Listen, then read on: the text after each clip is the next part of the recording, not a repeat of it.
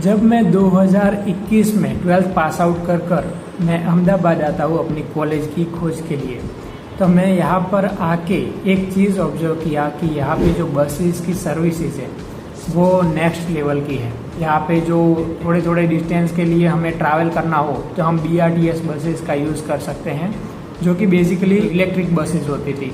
इसमें खास क्या है और ये स्टॉक मार्केट के कैसे रिलेटेड है और ये कैसे इंटरेस्टिंग जर्नी रही है, यही बात करने के लिए मैं यहाँ पे उपस्थित हूँ। नमस्कार, मैं हूँ कुलदीप सिंह सोलंकी, आप सभी का स्वागत करता हूँ अपने चैनल में।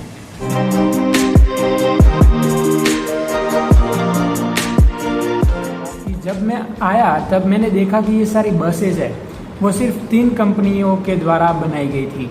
एक तो थी टाटा मोटर्स, एक थी JBM ऑटो और एक थी अशोक लेलैंड। तो ये 3 कंपनियां थी जो कि इलेक्ट्रिकल जो बसेस थी वो सारी बसेस इन 3 कंपनियों के द्वारा ही बनाई गई थी। मैंने ये सब ऑब्जर्व किया तो मैं तभी आके इन कंपनियों के जो शेयर हैं, शेयर प्राइस है वो देखता हूँ।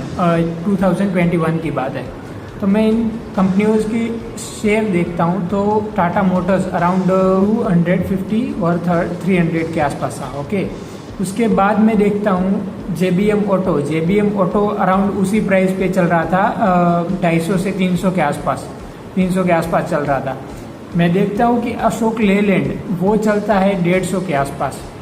उसके बाद मैं उस टाइम पे इतना सोचा नहीं था कि मैं इन्वेस्ट कर दूँ इसमें, ये है वो है, ये सारी चीज़ें मैंने सिर्फ ऑब्जर्व की थी। उसके बाद मैंने कोई एक्शन नहीं लिया था।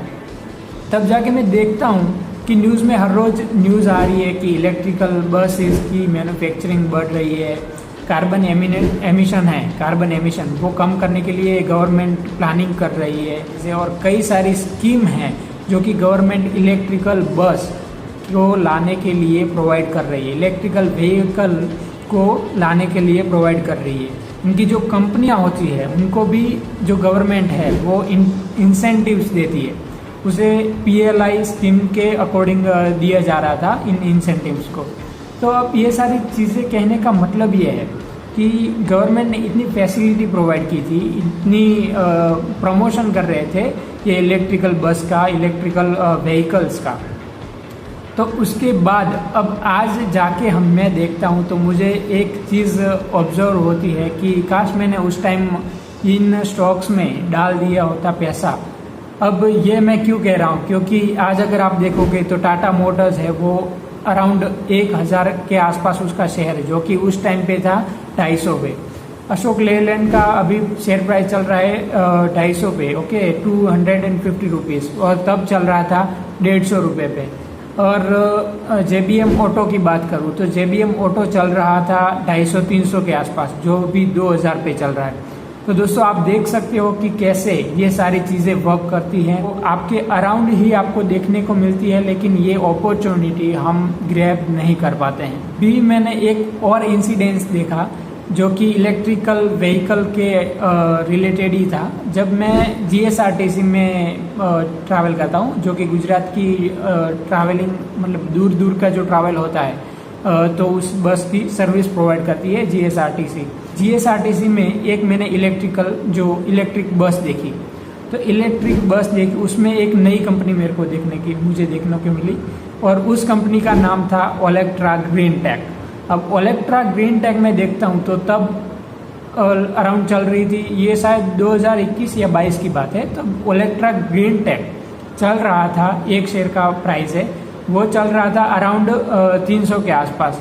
और तब भी मैंने ये अपॉर्चुनिटी ग्रैब नहीं की, तब भी मैंने इसमें इन्वेस्टमेंट नहीं किया। और आज उस प्राइस से उसका शेयर प्राइस मैं देखता हूँ, ओलेक्ट्रा ग्रीन टेक का शेयर प्राइस मैं देखता हूँ, तब आप भी देख पाओगे कि उसका अराउंड 1900 मतलब कि 1900 और ये 2000 के आसपास चल रहा है। तो ये सारी चीज़ें हैं जो कि हम देख पाते हैं लेकिन ग्रैब नहीं कर पाते।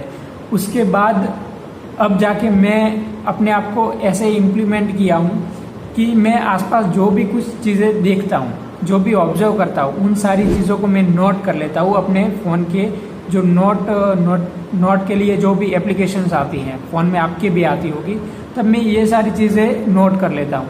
उसके बाद मैं फंडामेंटल रिसर्च करता हूँ उन कंपनियों पे। अगर तब जाके मुझे कोई कंपनी पसंद आती है कि फंडामेंटली भी अच्छी है और इसमें जो मार्केट में भी इसकी डिमांड है, तब जाके इन कंपनियों में मैं इन्वेस्ट करता हूँ। और बिलीव मी गाइज, ये अब तक मुझे प्रॉफिटेबल रहा है। कुछ शेयर्स थे जो कि लॉस मेकिंग थे, लेकिन ऑल ओवर में इस जो स्ट्रेटेजी है उसके अकॉर्डिंग मैं प्रॉफिटेबल रहा हूँ इन्वेस्टमेंट के पर्पज से। ओके, और अगर बात करूँ ट्रेडिंग की, तो तब 2021-22 में यूट्यूब पे मैं वीडियो देखता था कि ये ट्रेडिंग करो, वो है पर डे इतने कमाओ, ये सारी चीज़ें F&O करो। बिलीव मी गाइज, ये सारी चीज़ें ऑलवेज मेरे लिए लॉस मेकिंग रही है। और आपको भी मैं कहना चाहूँगा कि ये ट्रेडिंग है, F&O है, ये सारी चीज़ें करना आप बंद कर दो। इक्विटी पे फोकस करो, इन्वेस्टमेंट करो, पोर्टफोलियो है उसे डाइवर्सिफाई रखो, जिससे कि रिस्क है वो आपका कम हो जाता है। तो आई होप कि ये सारी चीज़ें आपको पसंद आई होगी, जो भी मैंने कहा वो आपको समझ आया होगा। तो इसी के साथ इस वीडियो को एंड करते हैं। और हाँ दोस्तों, अगर आप इन्वेस्टिंग से रिलेटेड कुछ भी पूछना चाहते हो तो कमेंट सेक्शन में पूछ सकते हो। और इसी प्रकार के वीडियो अगर देखना चाहते हो तो इस चैनल को सब्सक्राइब कर दीजिएगा, वीडियो को लाइक और अपने दोस्तों के साथ शेयर करिए जो भी ट्रेडिंग कर रहे हैं। उनको बताइए कि ट्रेडिंग से अच्छा इन्वेस्टिंग है और इन्वेस्टिंग से आपका वेल्थ बन सकता है, ना ही कि ट्रेडिंग से। ओके, ट्रेडिंग में आप डेटा देख सकते हो सेबी का भी कि F&O में है out of 10% 9% are in loss. Okay, ये सेबी का डेटा है, मैं नहीं बता रहा हूँ। तो सेबी के डेटा के अकॉर्डिंग आप समझ पा रहे होंगे कि ये जो इंट्राडे है, ये जो F&O है, ये सारा चीज़ लॉस मेकिंग है आपके लिए। सो आई होप कि ये सारी चीज़ें समझ आई होगी। तो बस इन्वेस्टिंग करते रहिए, हैप्पी रहिए, अपने दोस्तों के साथ शेयर कीजिए और चैनल को सब्सक्राइब ज़रूर कीजिएगा। Thank you.